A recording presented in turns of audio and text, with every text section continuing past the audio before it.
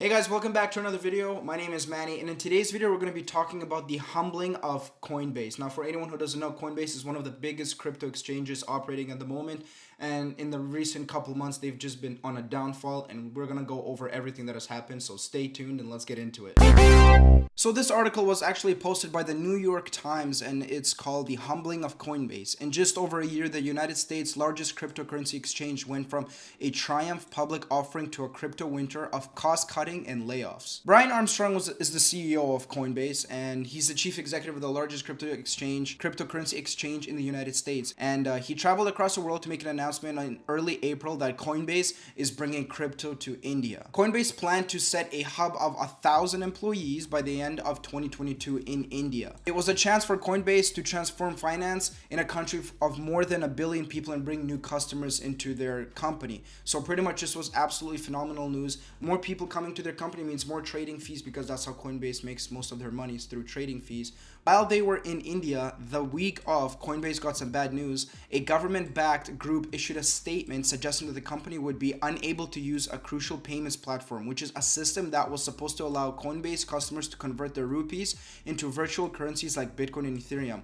Not long after its grand opening, Coinbase halted much of its trading services in India. So pretty much what this means was the group that issued the statement said that the people would be unable to use the platform which converts the rupees or the country's currency into Bitcoin or Ethereum. So how else would you get your money into it? So at that point, that's when Coinbase halted much of its trading services in India. So Coinbase rose to a prominence as one of the first major crypto companies. It was one of the first exchanges where you can trade and buy and sell crypto, Bitcoin, Ethereum, and stuff like that. And its status as an industry leader has been threatened by a series of missteps and a steep decline in crypto market over the last 6 months. So let's just keep going. Coinbase's fumble start in India, a largely untapped market for crypto. Now, India was like super untapped market, like none of the exchanges, nothing worked. So Coinbase saw this as an opportunity to be the first one, because in India there's 1 billion people there that could potentially use their platform. So that'll make a lot more money for Coinbase. So it only makes sense, right? But the emblematic failures that have unsettled employees and set the company's stock price spiraling. In June, Coinbase laid off 18% of its staff. Coinbase was also aspired for years to become the Google of crypto. As some employees put it, a world-changing business with global reach and a wide range of products. And now, instead of becoming a world-changing business, the company is at a risk of squandering its head start, as its competitors like FTX and Binance continue to expand despite the downturn, according to interviews with crypto experts. It's become a bit of a chaotic situation for them, said Dan Dolov, an analyst from the financial firm Mizuho, who tracks Coinbase. Now, this is the interesting part. As the crypto prices surged in the last bull run, Coinbase hired thousands of new employees, which led to overspeeding and bloat, which means that as the crypto was going up and up and up, Coinbase started hiring thousands of new people. And some of the recruits came from Silicon Valley titans like Google and Meta, including top executives. So not only were they hiring like your typical customer service people, but they're actually hiring like top executives from massive companies like Google and Meta. And now the employees say that the company is unrecognizable from the one that dominated in the early years of crypto, with some leaders who lack deep experience in the industry. Despite its early start, Coinbase was never a stronghold over the international market, which is dominated by Binance, because Binance is available in pretty much every single country except the United States. I only know the United States, you can't use Binance. I'm sure there's other countries, but the company went to India despite the widespread uncertainty about how the government would react, an approach that industry experts considered unwise. So pretty much Coinbase decided to go to India without knowing, how would the government react? What would the government allow this? Coinbase went to India without talking to anyone from the government, without knowing what the government would even say about that. So it would end, like it said, an approach that industry expert considered unwise. Then in spring, the Coinbase unveiled its most hyped product of the year, a marketplace for non-fungible tokens, the digital collectibles known as NFTs. But the marketplace failed to draw much interest and was criticized by the NFT people. So this is what I want to also look at. Since launching on April 20th, the NFT marketplace has done about $37,000 in daily average trading volume. Like, this is Coinbase's NFT marketplace, or about 2,000 times less than its largest competitor, OpenSea. Over the same period, Coinbase NFT has attracted only about 8,600 users in total. Now, this NFT marketplace by Coinbase was a complete flop, and we'll talk about it more down there. We talk about it more down there, but let's just keep going down the article. Now, not all of these issues come from Coinbase itself. Of course, the crypto market has been down overall like 60-70% off the top, and that's been tough for every exchange. But like it says in the article, steep decline in crypto prices has led to a drop in trading, which accounts for the vast majority of the company's revenue. So as bear market hits, less people are trading. That means less fees are being generated. That means less income for the company. And the company got a boost this week when it announced a partnership with BlackRock, the world's largest asset manager, with its stock was up almost 5% at the closing of trading on Thursday. Now, we talked about this in our previous YouTube video, so make sure to go check it out. Make sure you're subscribed, put your bell notifications on. But we talk more about this in this video, so make sure you go check it out. Let's go. Do it. And if we look at the chart, this is a daily chart on Coinbase. That's why we had that big run up right about over here. That was their partnership with BlackRock, and that's why they had like a 5 to 7% spike that day. Mr. Armstrong declined an interview, which is the CEO, but 5 of his top executives defended the company's performance, and they're saying that Coinbase was developing an array of crypto products. Now, Emily Choi, the chief operating officer, said Coinbase's business model, in which trading fees keep the company running while other products develop, resemble the approach of major tech companies like Meta, which relies on ad dollars to fund longer-term bets.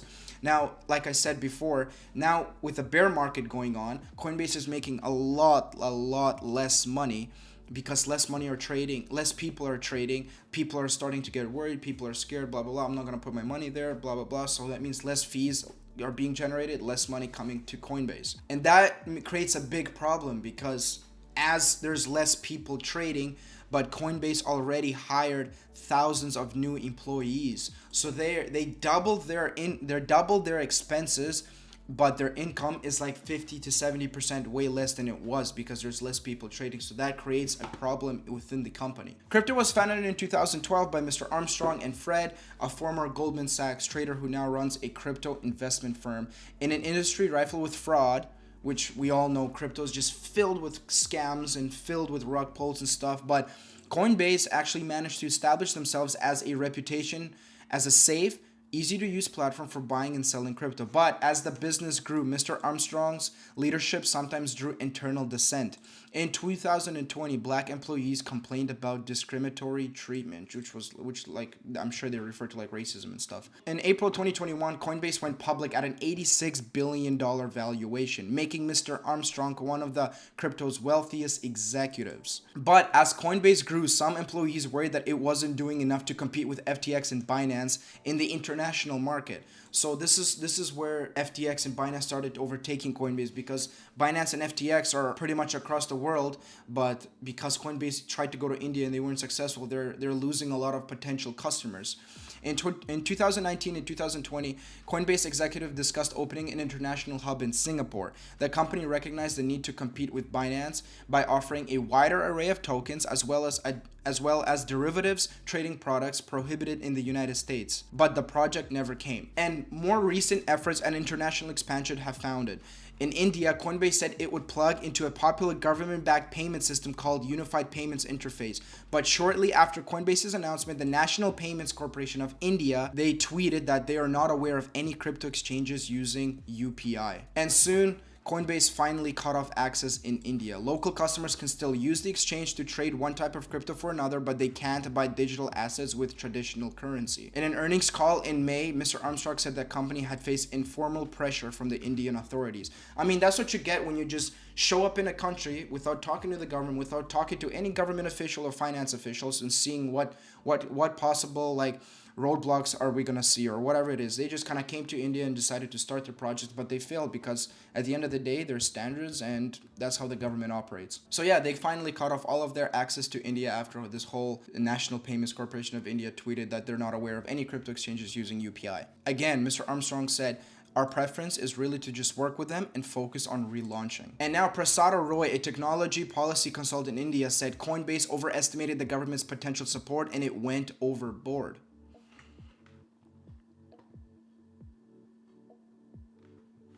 And in an interview with Nana Murugesan, who is a Coinbase executive who oversees the international expansion, said the company had gone into India despite the uncertainty because it wanted to clarify the country's regulatory posture. Actions produce information, said Mr. Murugesan. We want to learn from this information and drive our decision making and next steps. Over the years, Coinbase has tried to expand in other ways, creating a suite of products and services. Still, in the first quarter of 2022, nearly 90% of its revenue came from trading fees. So 90% of their income was coming only from people trading. So even no matter what they have, all these services, blah, blah, blah, 90% of their income was coming from trading fees. And now with the market being so down, there's way less people trading. So now they're making way less money. So now we go back to the point where Coinbase is now in trouble because it has hired thousands of employees and double their expenses, but their income is cut in half. So in 18 months before the crypto market crashed, Coinbase's staff more than quadrupled in the size to 6,100 from 1,200. The company said it put a huge emphasis on hiring employees with a strong crypto backgrounds,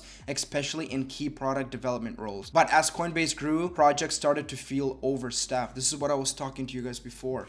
Their expenses doubled with the staff doubling, but their income almost was cut in half. So that makes them in trouble. Like I said this like 3 times, I know, but let's just go with it. Even the Super Bowl ad nearly didn't come together. As the game approached, Coinbase hadn't settled on an idea, and the employees discussed the possibility of selling back into airtime, according to 2 people familiar with the matter. New staff members often felt like they didn't have enough to do. I got maybe 4 or 5 phone calls a day for a while, said David Vizini, which was a customer service employee who was laid off. His own words, he said, it was dead, dead, dead.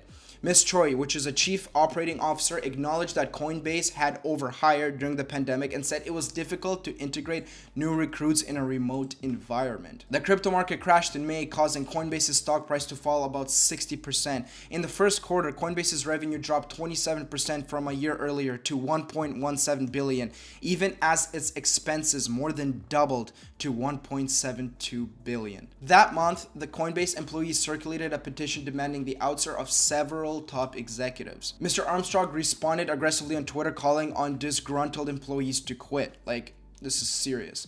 But at a staff meeting, he and other executives struck a far more conciliatory note, saying that employees should keep faith in crypto and that the company would emerge stronger from the tumult, according to the 2 people who attended. And what do you know? A few days later, the company laid off 1,100 employees. So that's the humbling of Coinbase. Of course, Coinbase at the start was a phenomenal exchange. I'm sure it still is. I personally never used Coinbase. I've always used Binance. At the start, of course, they were a phenomenal exchange. It was the most user-friendly. It had the most people on it. It was the easiest to buy and sell. But as time goes by, plus the market crashing did not help at all. But as I know I said this like 4 times, but as they overhired in the last bull market, thinking that, oh, we can't crash, their income was cut in half all of a sudden because of the bear market, because less people are trading. I hope you learned something from this.